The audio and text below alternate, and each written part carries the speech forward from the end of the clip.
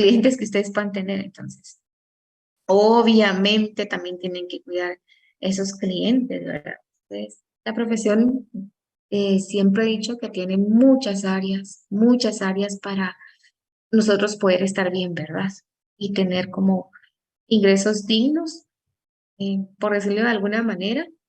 En todo tiene una relación, todo, y más nosotros que estudiamos derecho, que estudiamos leyes, ¿verdad? Todo el ordenamiento jurídico, todo se interrelaciona con todas las materias, incluso lo que estamos viviendo ahorita en nuestro país, ¿verdad? En materia electoral, por ejemplo, eh, de cómo, ¿verdad?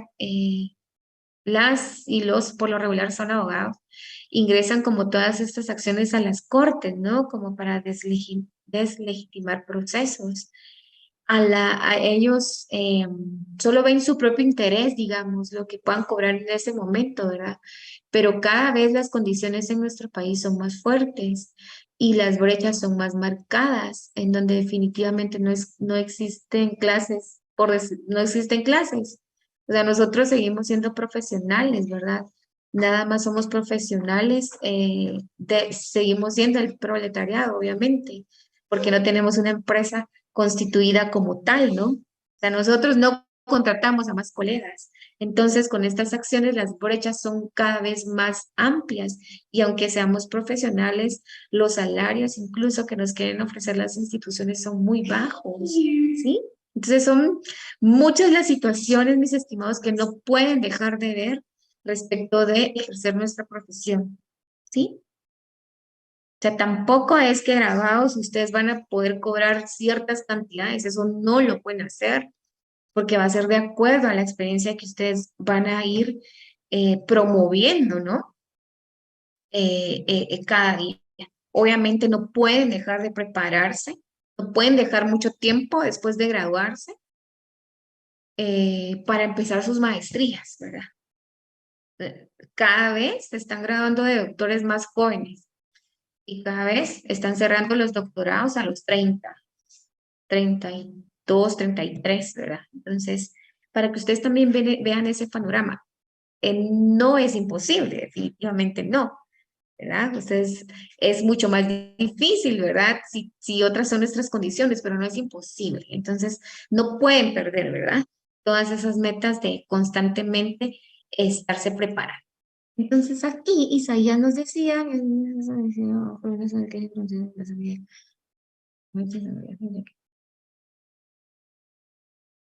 bueno, así como el ejemplo que nos pone el compañero Isaías, hay muchos, ¿verdad? Respecto a cómo llevamos los procesos, ¿verdad?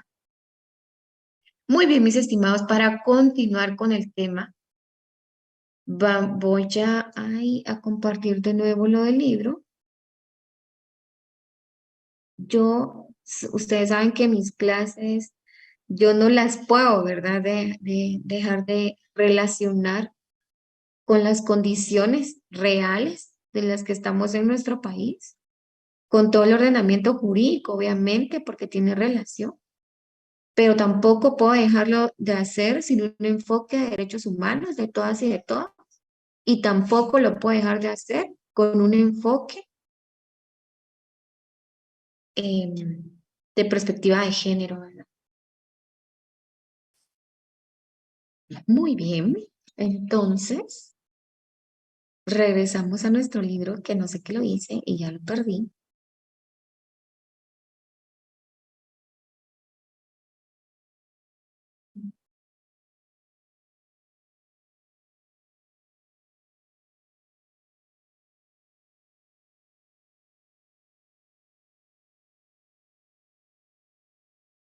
Ay,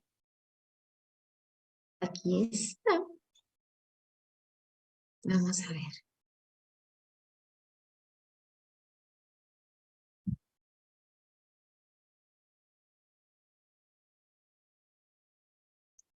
Ahora sí. Muy bien, muchas gracias por la espera. Entonces, abordamos un poco lo que es la conciliación. El licenciado nos sigue indicando Cosa distinta sucede en el proceso oral. Lo que veíamos en la conciliación, lo que establece el artículo 97 es que puede ser de oficio o a instancia de parte, obviamente bajo todos los argumentos que ya conversamos. Y cosa distinta sucede en el proceso oral, en el cual la conciliación es una etapa obligatoria de dicho juicio. Y así lo establece el artículo 203 de nuestro Código Procesal Civil y Mercantil. En la primera audiencia, al iniciarse la diligencia, el juez procurará avenir a las partes proponiéndoles fórmulas ecuánimes de conciliación y aprobará cualquier forma de arreglo en que convinieren, siempre que no contraríe las leyes. Es decir, la conciliación judicial puede intentarse y es optativa en procesos de conocimiento, como el ordinario, el sumario, y deben intentarse y es obligatoria en el juicio oral. Entonces es muy común. Nosotros antes teníamos, no sé si ventaja o desventaja, pero imagínense hace cuántos años, porque yo cerré hace muchos años, pero no me gradué tan pronto. Entonces, sí hacíamos práctica, sí teníamos que llevar nuestros procesos, teníamos que llevar 3 de familia y 1 laboral. Y acá, en la capital, digamos 5. Si nos inscribíamos en uno de los bufetes de otro municipio, eran 4. Entonces sí íbamos a la audiencia, o sea, sí preparábamos todos los memoriales, íbamos a las audiencias y todo esto. Entonces, siempre vamos a llevar a cabo la etapa de la conciliación. Es muy común, además, también que previo a esta audiencia, ya llevamos a cabo, ¿verdad? Una reunión para tener claro en todos estos puntos en los cuales vamos a conciliar, por ejemplo, ¿verdad?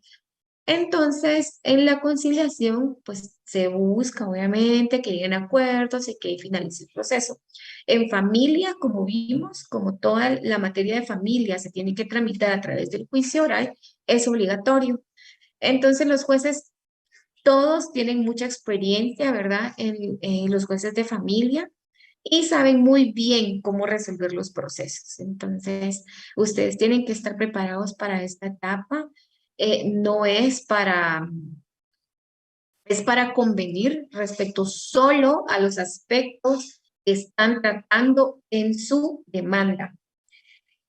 Hace muchos años, ¿verdad? Se hablaba en uno de los juzgados de familia que quien estaba a cargo de la judicatura creía que la familia debía de prevalecer, ¿verdad? Que era la familia y que entonces la orientación que daba es de que no tenía que haber un divorcio, por ejemplo, no tenía por qué haberse una separación, no tenía por qué discutirse de los hijos, que porque una pensión.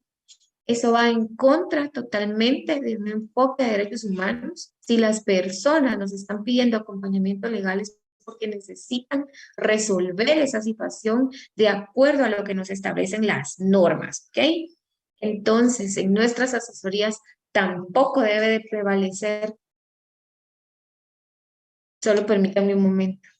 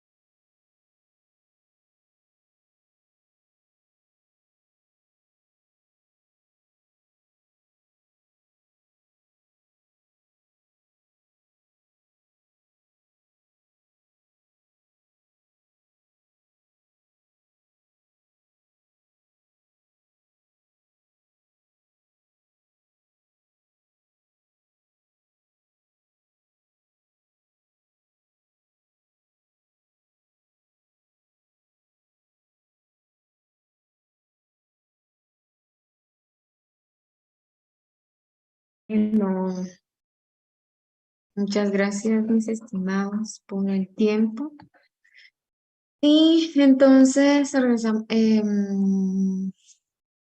estamos en la etapa de la conciliación. La conciliación es únicamente en los aspectos que se relacionan con la demanda, ¿verdad?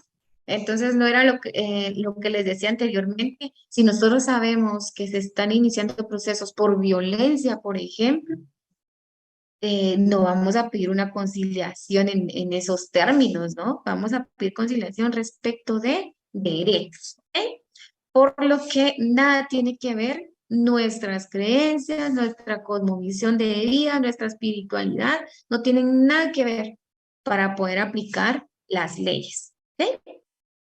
Muy bien, entonces otra de las figuras es la consignación. El Código Civil la regula como una forma de cumplir con la obligación y que consiste en efectuar el pago. En los supuestos que el Código regula, en los supuestos que el Código regula, mediante el depósito de lo que se debe ante el juez. El Código Procesal Civil y Mercantil regula este instituto o figura, institución legal, de los artículos 568 al 571. Aquí hay una reflexión del licenciado. Considero que también es una forma de evitar la controversia, puesto que muchas de ellas surgen por el incumplimiento de las obligaciones por parte del deudor, y aquí estamos hablando de los típicos juicios ejecutivos, quien efectivamente puede liberarse de ellas mediante su cumplimiento. Este acto puede efectuarse mediante la consignación de la cosa que se debe. Entonces, el ejemplo común son los juicios ejecutivos. Definitivamente estamos incumpliendo. Desde aquí no sé qué hacer. Bien.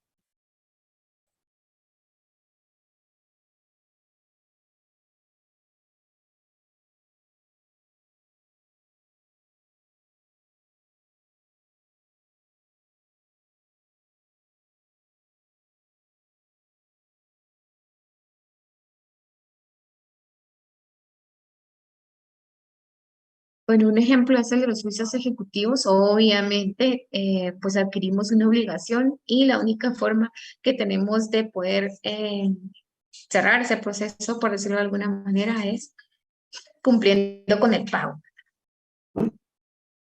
Pues ahora no es así que delante del juez, sino que en los juicios ejecutivos, por ejemplo, tenemos que depositar en la cuenta que se aperturó y adjuntar eh, ese depósito, ¿verdad? Adjuntar esa boleta que sí se depositó, pues actualmente sabemos que podemos hacer transferencias, pues entonces se baja el comprobante y lo adjuntamos, ¿verdad? Que ese sería nuestro medio de prueba de que sí estamos cumpliendo.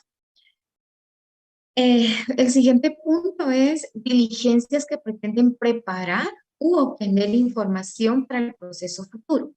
Estas diligencias pretenden preparar prueba o conocer hechos para la acción futura. Nuestro código las regula bajo el título de pruebas anticipadas y son las siguientes. Encontramos la declaración jurada sobre hechos personales y reconocimiento de documentos. Bajo el título de posiciones, perdón, bajo el título de posiciones se conoce la prueba anticipada, que mediante un interrogatorio pretende obtener del futuro demandado su confesión sobre algunos hechos relativos a su personalidad. Cállese, Dieguito, mírala. Entonces estamos en unos hechos relativos a su personalidad. Esta es la capacidad para ser parte, la capacidad procesal y la legitimación, que vamos a ver cuando estemos en las excepciones. Esta prueba anticipada también se aplica para el reconocimiento de documentos privados y nuestro código regula esta prueba anticipada en el artículo 98 que establece. Para preparar el juicio, pueden las partes pedirse recíprocamente declaración jurada sobre hechos personales conducentes, lo mismo que reconocimiento de documentos. Tanto para la declaración jurada sobre hechos personales del absolvente, porque aquí tenemos que realizar todo el pliego de posiciones, ¿verdad? Que son las preguntas, prácticamente son las preguntas que vamos a realizar a la otra parte. Esto pues solo podría pedirse en contra de la parte demandada o la parte actora, ¿verdad? Porque tal como lo dice el nombre es declaración jurada sobre hechos personales y también podemos hacerlo sobre documentos. Entonces, tanto para la declaración jurada sobre hechos personales del absolvente como para el reconocimiento de documentos, según la ley se aplican las normas relativas a la declaración de parte y reconocimiento de documentos, establecidos en los artículos del 130 al 141 y 184 de nuestro código. Por consiguiente, se debe ser escrupuloso en cuanto a lo siguiente. Para efectuar la citación deberá acompañarse la plica. La plica es la hoja, carta, bond u oficio, perdón, donde vamos a consignar o escribir cada una de las preguntas que vamos a realizar y que vamos a hablar muy bien y que se pone en el sobre oficio. Y deberá indicarse en términos generales sobre qué versará la confesión. También la citación al absolvente deberá hacerse con 2 días de anticipación y con el apercibimiento de declararlo confeso a solicitud de parte, si dejare de comparecer sin justa causa. Está regulado en el artículo 131 o de reconocido el documento, artículo 185, según sea el caso. Las posiciones o preguntas pueden ser absueltas en forma personal o por medio de mandatario, pero cuando la parte articulante así lo exige o el mandatario ignora los hechos, deberá de ser en forma personal. Por lo que regularmente vamos a pedir que sea en forma personal, porque de esa persona es que queremos conocer ciertos hechos, ¿verdad? Solo si no estuviera en el país, entonces va a nombrar un mandatario y definitivamente tendrá que ser su mandatario, ¿verdad? E incluso, pero si van los mandatarios y están ya en audiencia y se abre la plica y le están haciendo las preguntas, pues el mandatario va a decir, ignoro eso, no lo sé, no lo tengo presente. O sea, no nos va a ayudar mucho definitivamente que sea el mandatario. Muy bien, esto está regulado en el artículo 132. Las posiciones deben cumplir con los siguientes requisitos. Deberán versar sobre hechos personales del absolvente o sobre el conocimiento de un hecho. Deberán ser expresadas con claridad y precisión y en sentido afirmativo. Diga si es cierto, diga si es cierto. Deberán versar sobre un solo hecho, salvo que 2 hechos estén íntimamente ligados. Solo los hechos controvertidos se prueban y en consecuencia deben versar sobre hechos controvertidos. No podemos iniciar una pregunta o una posición diciendo, diga si es cierto que ustedes se casaron el, 9 de julio del 2022. Eso ya el juez lo puede comprobar porque un medio de prueba que incorporamos es la certificación de matrimonio. Solo es un ejemplo, ¿verdad? Que, no, que solo debe de ser sobre los hechos controvertidos, lo que ustedes deseen probar, ¿verdad? Lo demás no, lo que va a pasar es que el juez las va, al momento de calificar, pues el juez no va a dejar que se realicen esas preguntas. No pueden pedirse más de una vez posiciones sobre los mismos hechos, lo que no significa que pueda solicitarse varias veces posiciones sobre hechos distintos. Las respuestas deberán ser afirmativas o negativas, pudiéndose agregar cualquier explicación con posterioridad. Por supuesto que si ustedes deciden pedir o esta prueba anticipada de confesión de parte, tienen que preparar a esa persona, ¿verdad? Y la persona tiene que saber todo lo que va a suceder en esta audiencia, es tal cual lo estamos leyendo acá, y la persona tiene que saber que va a responder sí o no para no confundirse y de hablar de más y entonces darle la oportunidad a la otra parte para que repregunte. Entonces, tiene que saber que va a decir sí o no y solo si necesita agregar algo lo va a hacer, ¿verdad? Pero más que no. Puede el articulante dirigir preguntas adicionales y el absolvente tiene derecho a dirigir otras preguntas al articulante si lo exigió con 24 horas de anticipación a la diligencia. Las aserciones contenidas en un interrogatorio que se refieran a hechos personales del interrogante con base al principio de adquisición procesal se tienen como confesión de este. Por eso la importancia de estas confesión de parte, ¿verdad?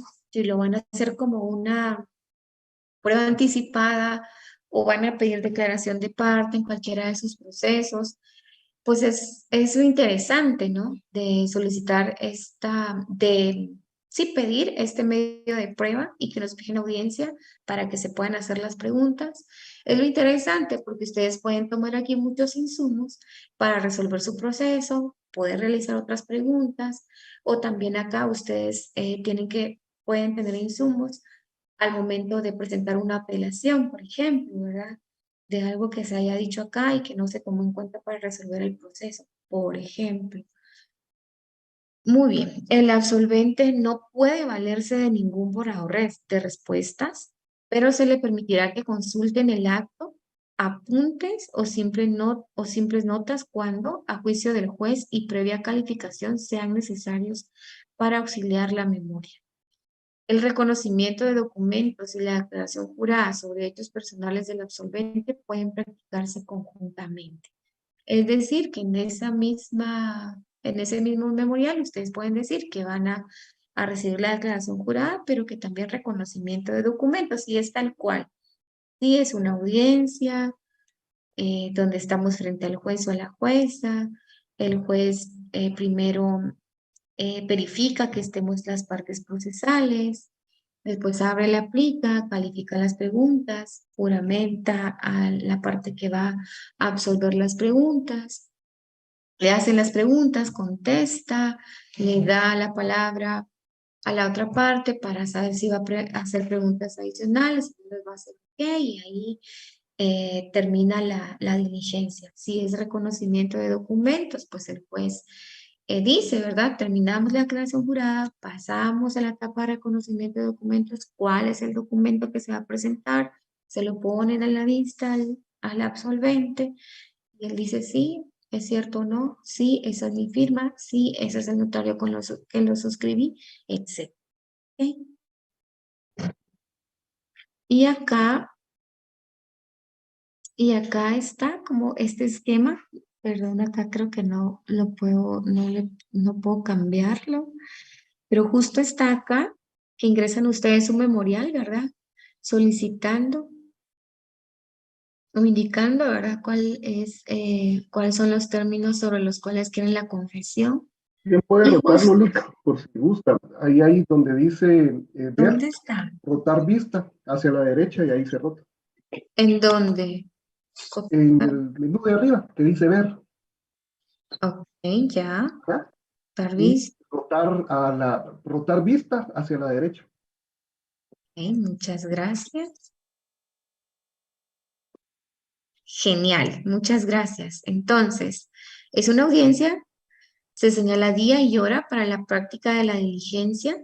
Debe citarse a más tardar 2 días antes del señalado, porque obviamente nos tenemos que preparar, pero eso al juzgado nunca le va a pasar. El juzgado, en cuanto ingresamos el memorial, está resolviendo y nos fija audiencia donde sí se garantiza ese plazo. Por la mora judicial, ingresamos nuestro memorial, quizás vamos a tener audiencia dentro de un mes, por ejemplo. El acta de la diligencia debe de contener los datos de identificación, el juramento que les decía, ¿verdad? De que están hablando con la verdad. Además es así como muy solemne, ¿verdad? La persona se levanta la mano y toda la cuestión. Se le hace saber lo relativo a la pena de perjurio, obviamente. Las contestaciones a cada pregunta o las respuestas a cada pregunta se consignan, que no toman ahí no vuelve a redactar el oficial las preguntas. Hacen ahí la relación de decir, de acuerdo al memorial que ingresaron, solo se van a consignar las respuestas. Número 1 dijo tal cosa, número 2 dijo tal cosa. Debe ser firmada al final y al margen de las hojas anteriores a la última por los que intervienen en la misma. Terminamos esa audiencia, el oficial termina de redactar el acta, se las presenta a ustedes y tienen que leerlo todo. Ustedes tienen que tener certeza de que es tal cual la respuesta que dio la persona que están acompañando, ¿ok? Y es la oportunidad para poder corregir cualquier cosa. Si ustedes no lo hacen así y hay algún error, pues entonces tienen que resolverlo, ¿no? Si no compareciere sin justa causa, se le declara confeso a solicitud de parte y se tendrá por reconocido el documento, según sea el caso.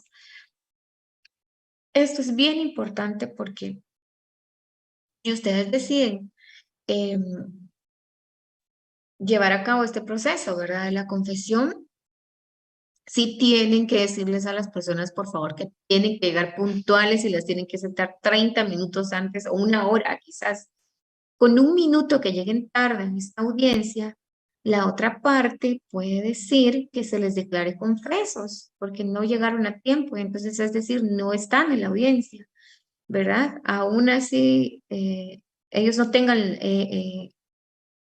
se les declara confeso, ¿verdad? En cada una de las preguntas que ellos pudieron ahí colocar. Incluso pudieron colocar, este documento es falso, se me ocurre, ¿verdad? Entonces, por eso la importancia es que sí, siempre tienen que estar puntuales en este tipo de audiencia porque ustedes pierden, ¿verdad? Si no hay oportunidad de poder llevar a cabo esta diligencia. Están escribiendo en el chat. Ah, ok, ya les compartieron la asistencia.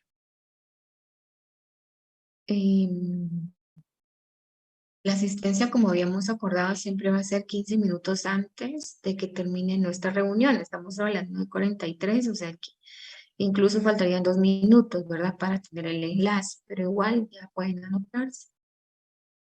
Ok, muy bien. Mm,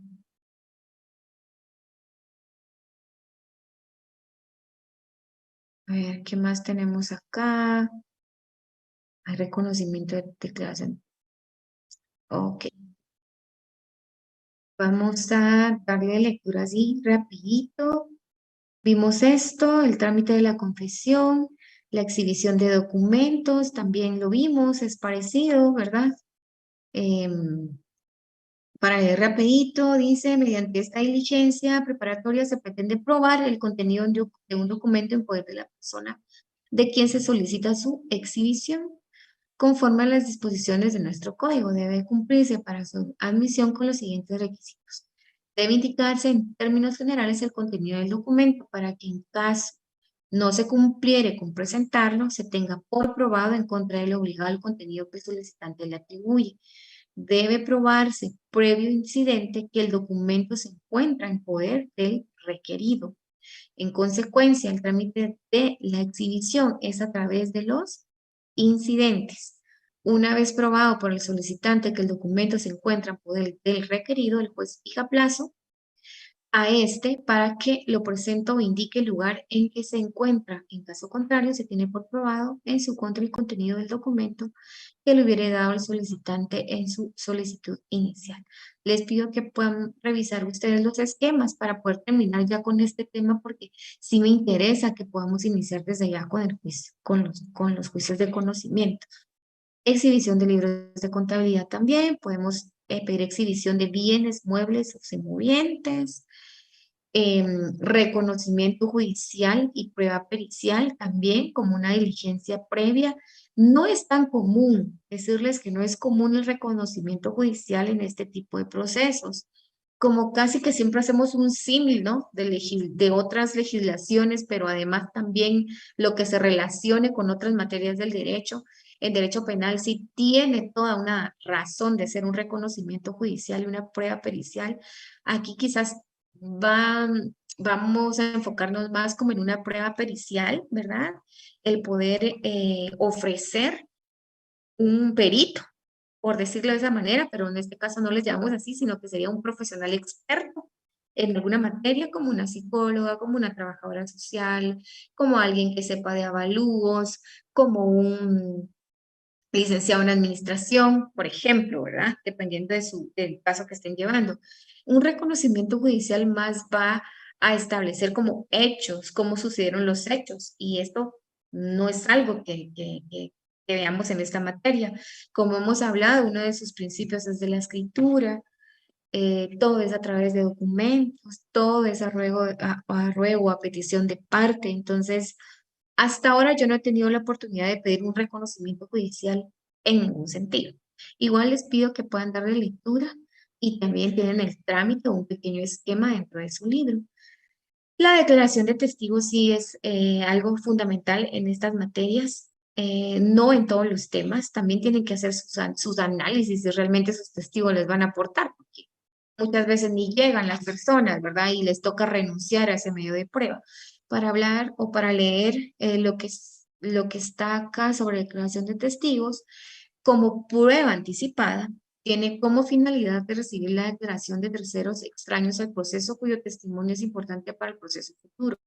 La ley establece que este medio de prueba procede en los casos en que los testigos sean de muy avanzada edad, gravemente enfermos o próximos a ausentarse del país. Al igual que en el reconocimiento judicial, debe notificarse a quien deba figurar como parte y si no la hubiere, fuera determinada o no existiere, deberá notificarse a la Procuraduría General de la Nación. Aquí está el trámite igual para la declaración de los testigos. Y también se regulan o se establecen otras pruebas anticipadas y medios de impugnación. Nuestro código sostiene un sistema de número abierto en cuanto a las pruebas anticipadas. Faculta al juez para admitir como anticipo de prueba no únicamente las que la ley regula, sino además todas aquellas que estime oportunas y conducentes. Solo la negativa a admitir la diligencia es motivo de apelación, de conformidad con el artículo 105.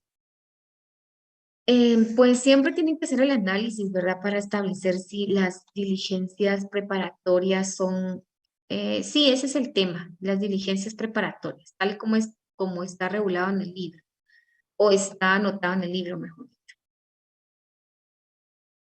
Em, Pues dependerá muchísimo del caso, ¿verdad? Realmente también todas estas acciones que vimos son medios de prueba, no anticipadas como tal, sino que es el momento de interponer nuestra demanda y establecer, ¿verdad?, cuáles van a ser estas pruebas. Em, Aquí, porque, muy bien. Muy bien, entonces como ven, nuestro siguiente tema serán los procesos de conocimiento para empezar, ¿verdad? A trabajar muy bien todo lo de los procesos de conocimiento. Saben que el juicio ordinario tiene muchas etapas y tenemos que conversar de cada una de esas etapas. Así que por hoy damos finalizada nuestra clase, siempre reconociendo, ¿verdad?, el que tengan la responsabilidad de podernos reunir los días domingos. Deseo que tengan una excelente semana y pues cualquier cosa, ¿verdad? Estoy a la orden. El compañero que anotó ahí lo del examen, pues espero poder resolver, ¿verdad? Y bueno, y sin más, nos vemos el próximo domingo. Que estén muy bien. Violita, muchas gracias. Gracias, licenciado. Muy